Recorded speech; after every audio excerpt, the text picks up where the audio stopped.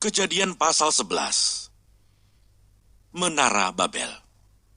Adapun seluruh bumi satu bahasanya dan satu logatnya.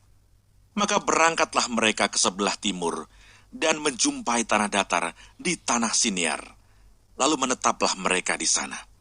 Mereka berkata seorang kepada yang lain, "Marilah kita membuat batu bata dan membakarnya baik-baik." Lalu bata itulah dipakai mereka sebagai batu dan tergala-gala sebagai tanah liat. Juga kata mereka, "Marilah kita dirikan bagi kita sebuah kota dengan sebuah menara yang puncaknya sampai ke langit. Dan marilah kita cari nama supaya kita jangan terserak ke seluruh bumi." Lalu turunlah Tuhan untuk melihat kota dan menara yang didirikan oleh anak-anak manusia itu. Dan ia berfirman, "Mereka ini satu bangsa dengan satu bahasa untuk semuanya. Ini barulah permulaan usaha mereka. Mulai dari sekarang apapun juga yang mereka rencanakan, tidak ada yang tidak akan dapat terlaksana. Baiklah kita turun dan mengacau balaukan di sana bahasa mereka, sehingga mereka tidak mengerti lagi bahasa masing-masing." Demikianlah mereka diserakkan Tuhan dari situ ke seluruh bumi, dan mereka berhenti mendirikan kota itu. Itulah sebabnya sampai sekarang nama kota itu disebut Babel, karena disitulah dikacau balaukan Tuhan bahasa seluruh bumi, dan dari situlah mereka diserakkan Tuhan ke seluruh bumi. Keturunan Sem. Inilah keturunan Sem. Setelah Sem berumur 100 tahun, ia memperanakkan Arpakshad 2 tahun setelah air bah itu. Sem masih hidup 500 tahun setelah ia memperanakkan Arpakshad, dan ia memperanakkan anak-anak lelaki dan perempuan. Setelah Arpakshad hidup 35 tahun, ia memperanakkan Selah. Arpakshad masih hidup 403 tahun setelah ia memperanakkan Selah, dan ia memperanakkan anak-anak lelaki dan perempuan.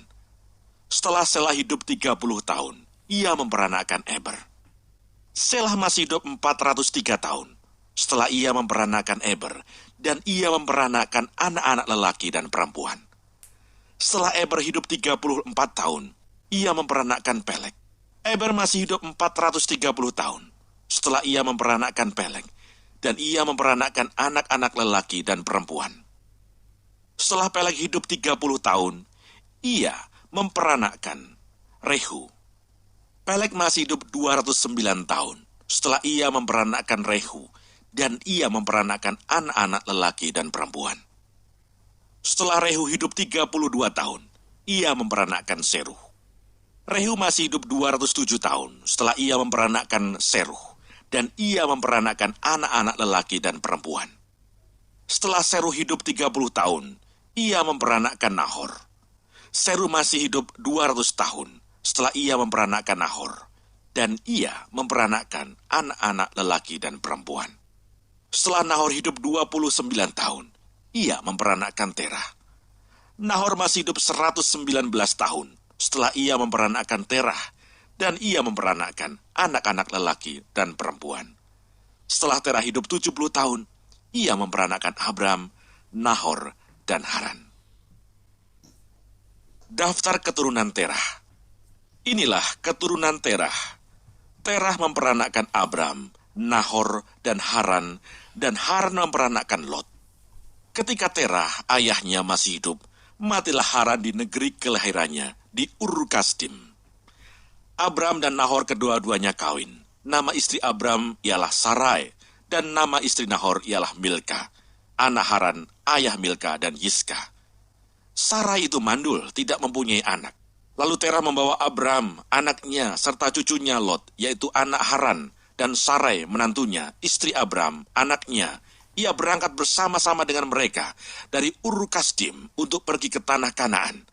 Lalu sampailah mereka ke Haran dan menetap di sana. Umur Terah ada 205 tahun. Lalu ia mati di Haran.